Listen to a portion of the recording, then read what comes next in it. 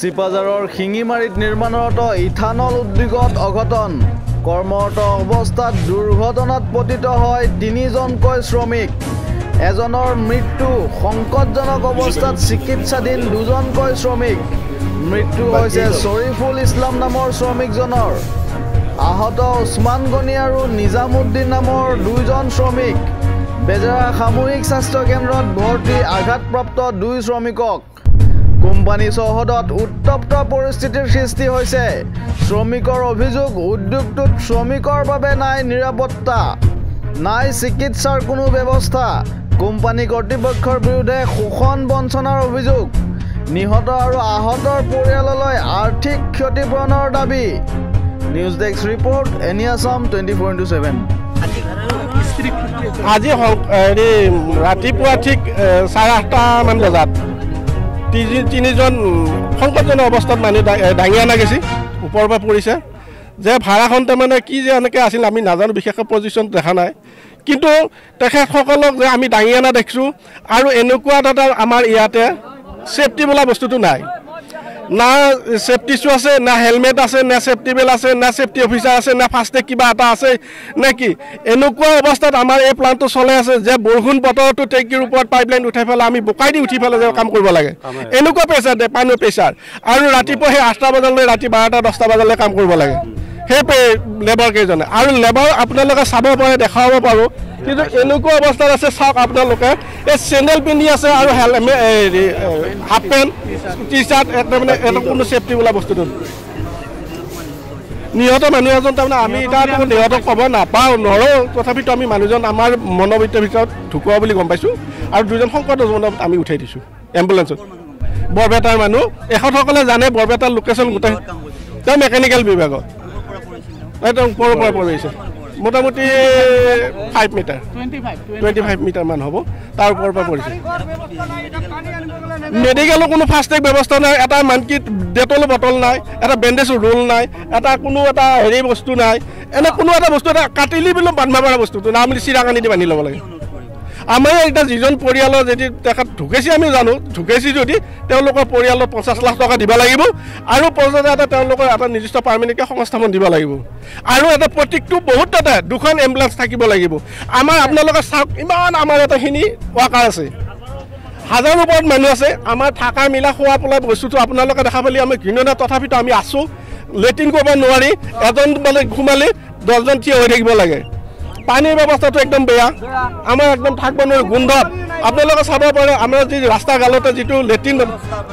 একো ব্যৱস্থা নাই খালি কাম লাগে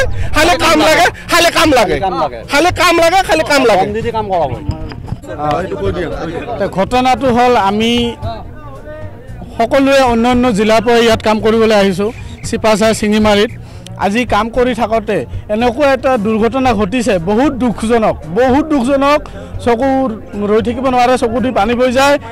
এই মানুহকেইটা যে ইমান ওপৰৰ পৰা পৰিছে কোম্পানীৰ একো ৰেছপন্স নাই প্ৰপাৰলি সেফটি দিয়া নাই সেফটি হাৰ্নেছ নাই হেলমেট নাই প্লাছ সেফটি শ্বু নাই আৰু ভৰিত চেণ্ডেল পিন্ধি সিহঁতে ইমান ওপৰলৈ গুচি গৈছে 25 মিটাৰ মানে 25 মিটাৰ ওপৰত গুচি গৈছে আজি চেণ্ডেলত পিছলিও পৰিব পাৰে তাৰ ওপৰত ঠিকাদাৰে সাব কণ্ট্ৰেক্টৰে ইমান প্ৰেছাৰ দিয়ে কাম ইমান হ'ব লাগে নহ'লে কিন্তু নহ'ব ইমান কাম হ'ব লাগে জলদি কৰ আজি কোম্পানী মানুহকেইটা লৈ অনা হ'ল তাৰপৰা ততাততীয়াকৈ লৈ অনাৰ পিছত মানুহকেইটাক আজি মেডিকেল লৈ যোৱা হ'ল এতিয়ালৈকে কোম্পানীৰ মানুহ ৰেছপন্স দিয়া নাই কোম্পানীৰ মানুহ এজন আহি আমাক খবৰ লোৱা নাই কিয় লোৱা নাই কিয় ৰেছপন্স দিয়া নাই আমি মানুহ অহা নেকি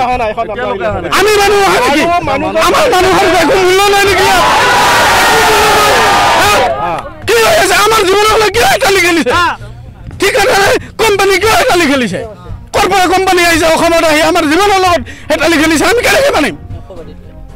আজি যিজন নকৰক উপ মালিকে যদি তেওঁৰ কিবা হয় হ'লে তেওঁলোকৰ পৰিয়ালক 50 লাখ টকা আমি দিব লাগিব দাবী জনাইছোঁ দিব লাগিব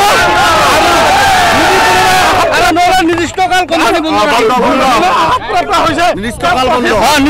বন্ধ থাকিব অনিৰ্দিষ্টকাললৈ আমি কোম্পানী বন্ধ ৰাখিম কৰি দিম কাম ষ্ট্ৰাইক কৰি দিম ইয়াত অনিৰ্দিষ্টকাললৈ প্ৰথমতে আপোনালোক নিউজ সাংবাদিকক নমস্কাৰ কথাটো হ'ল ইয়াতে আমি মেকানিকেল জবত আহিছিলোঁ। মেকানিকেল জবত আহি ফাৰ্ষ্টতে আমি ঠিকাদাৰক অৱগত কৰিছিলোঁ যে ইয়াত কোনো ছেফটি নাই, এম্বুলেঞ্চ নাই আৰু মেডিকেল নাই। আজিৰ ঘটনাটো মানে ওপৰত কাম কৰি আছিল, কাম কৰি থাকোঁতে মানে ওপৰত 3জন মানুহ একেলগে পৰি গৈছে, তললৈকে একেবাৰে পৰি গৈছে। এতিয়া আহি চালোঁ, তাৰ পৰা আমি লৈ আহিছোঁ, পেচেণ্টবিলাক লৈ আহিছোঁ। 2-3টা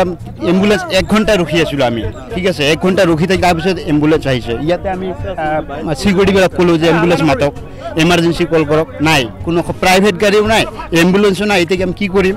তো লাষ্টত 1 ঘণ্টা পিছত আহিল তো এম্বুলেঞ্চ। তো এতিয়া কথা হ'ল, এতিয়া কি কৰে, ক'ত লৈ গ'ল এম্বুলেঞ্চ আমি ক'ব নোৱাৰোঁ। তো গতিকে আমাৰ কথা হ'ল এইখিনিয়ে যে যদি এই পেচেণ্টখিনি মৰে বা কি হয়, এতিয়া হ'ল মেডিকেলৰ কথা, মেডিকেলৰ ক'ব পাব সিহঁতে, চিকিৎসকে ক'ব পাৰিব। যিয়ে নহওক এই পেচেণ্ট 3টাৰ কাৰণে কি কৰিব, যদি মৰে তেনেহ'লে 15 লাখ টকা আমাৰ মানে 50 লাখ এটা ডিমাণ্ড আছে, ঠিক আছে। আৰু আমি এইটো আজিৰ কাৰণে নহয়, আজি ইয়াতে মেডিকেল এটা থাকিব লাগিব, এম্বুলেঞ্চ থাকিব লাগিব 24 ঘণ্টা, ঠিক আছে। এইখিনি আমাৰ সকলো ৰাজ্যৰ কাৰণে আমাৰ এইখিনি অৱগত কৰিলোঁ আমি। নহয়, মেডিচিন আছে।